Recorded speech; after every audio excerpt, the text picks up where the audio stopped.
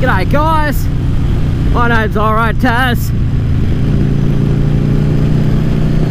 Beautiful morning. Thought I'd take Steve, my XV750 bobber project, out for a spin and talk about how it rides. Simple answer, great. I'm really happy with it.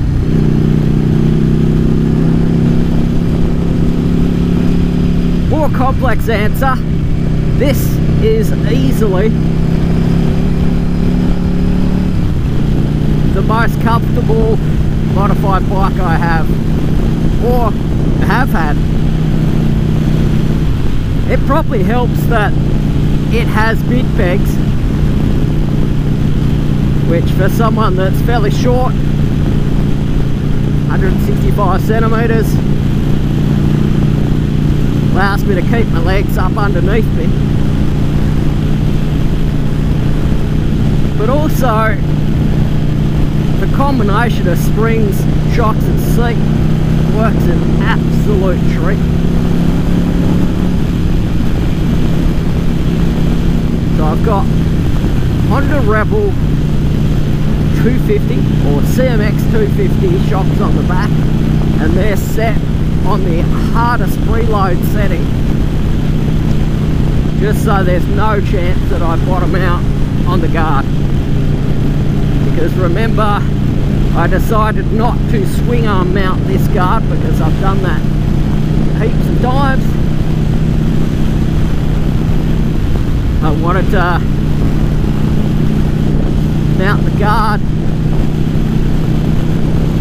sort of in a slightly more stock position, and it's worked great, but it does mean that I just have to be careful how low this bike goes.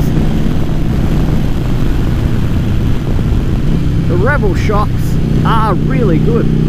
We put them on the XV250 project and I loved them then, so I had no hesitation grabbing a set off eBay to put on the 750 project.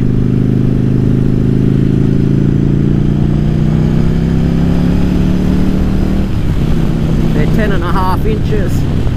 They suit the bike brilliantly. There.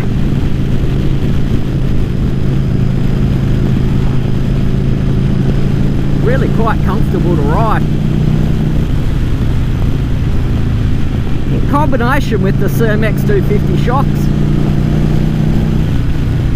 got some 3-inch seat springs that I bought from a swap meet. They're off a vintage Harley, but I don't actually know quite what model or how old they are or whether they're aftermarket, but they're considerably better and softer than the ones that you get off eBay, which are quite hard. These have plenty of give. So in combination with the Rebel 250 shocks, they make the ride really comfortable.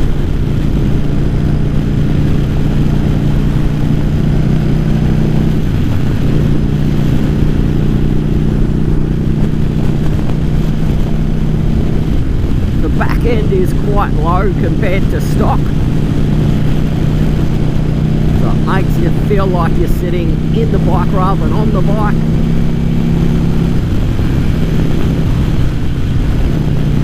And it's a nice position, particularly with the mid-lift bars.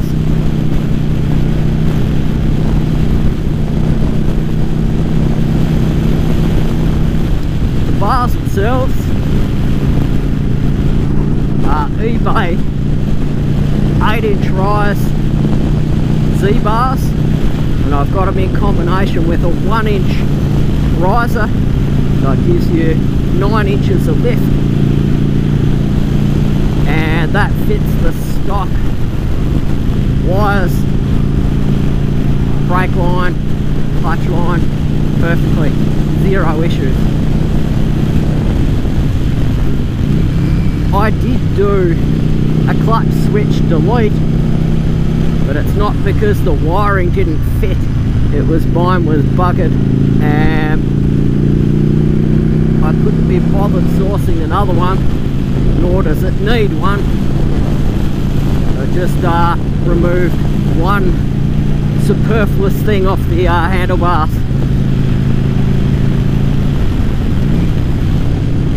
Yeah, the bars themselves are eBay Z bars.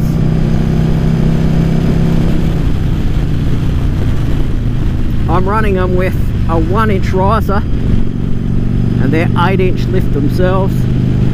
There's 9 inches of lift. That's perfect for someone my height. I find 12 to 14-inch apes too high, and drag bars make you lean forward. These bars keep your back perfectly straight. Really love them. They're real narrow, give you that lane split style.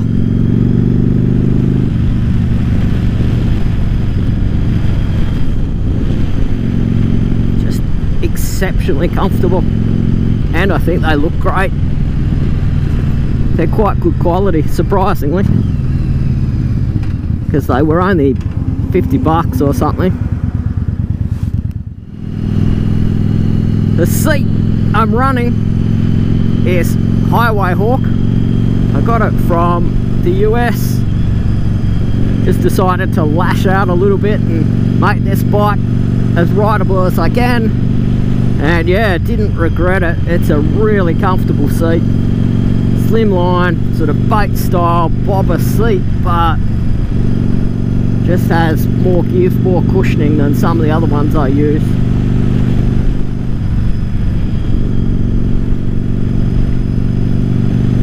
The cheap ones off eBay look alright, but Jesus, some of them are hard. So I would recommend not skimping on your solo seat, that's for sure. This makes the bike 10 times more rideable. If you're not concentrating on your tailbone being sore or your bum being sore, you're less distracted, less fatigue, and ride further, have more fun. It's also a bit safer because you're just not as fatigued. The other thing that makes a big difference on the ergonomics of this bike is actually the tank. The stock tank was really low. You felt like you were almost sitting on it. It was quite weird. It looks good, but it was quite weird. This peanut tank sits higher, it's narrower and higher, so it looks a little bit more Sportster-like or chopper-like. With the taller bars, the weight's further up.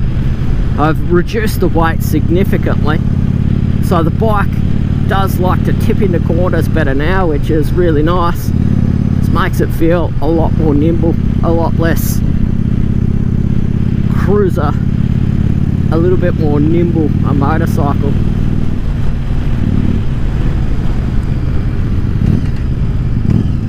Which on the quiet roads makes it handle really nicely.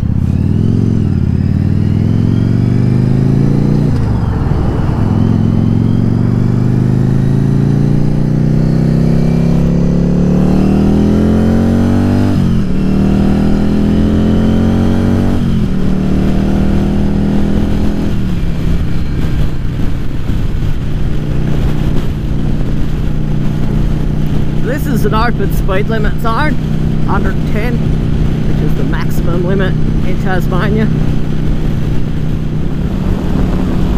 Yeah, the bike itself's got a stack of power for a 750. Really nice to ride. It's a combination of torque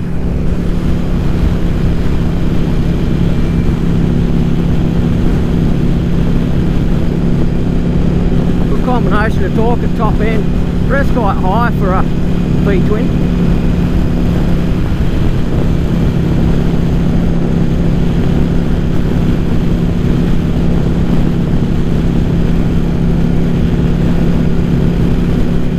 And I like revving bikes, so that's a positive.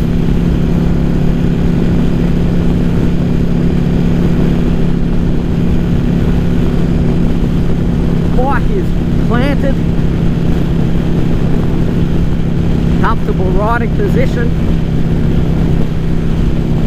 So the modifications hasn't changed my ability to look back over my shoulder.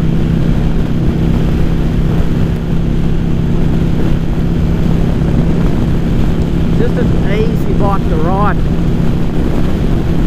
Gets along, easily keeps up with traffic, easily outmaneuvers traffic. Stripping a bit of weight off it certainly helped its pickup as well. This bike is geared really nicely, so it does cruise on the highway really well, probably better than the 650.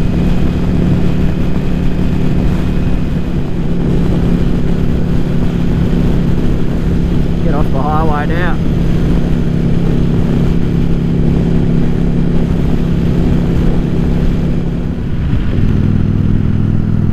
Guys, this is the Penguin Road, or the Old Coast Road, so it's low speed limit, but it does give you time to look at the spectacular scenery.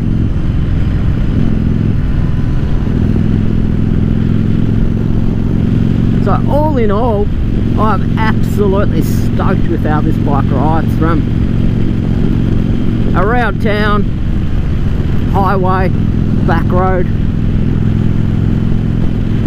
cruising the scenic routes such as this road, just does it all really nicely. The reduced weight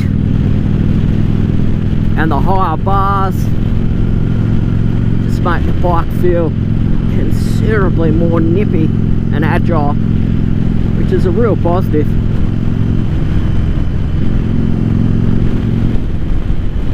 Suspension combo is good, bars are great,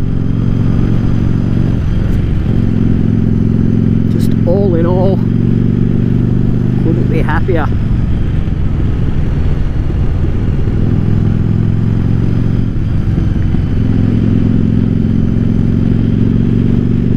So how does Steve ride? Bloody brilliant.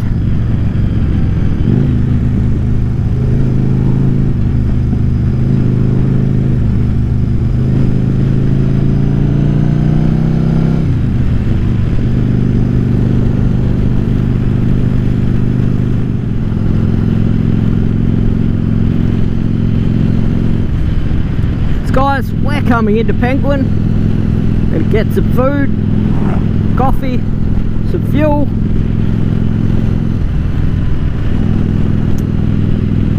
Hope you enjoyed the video. Hopefully it answers the question, how does Bob XV750 ride? Answer's bloody brilliant. So guys, my name's Alright Daz. Till I see you next time, I'm out.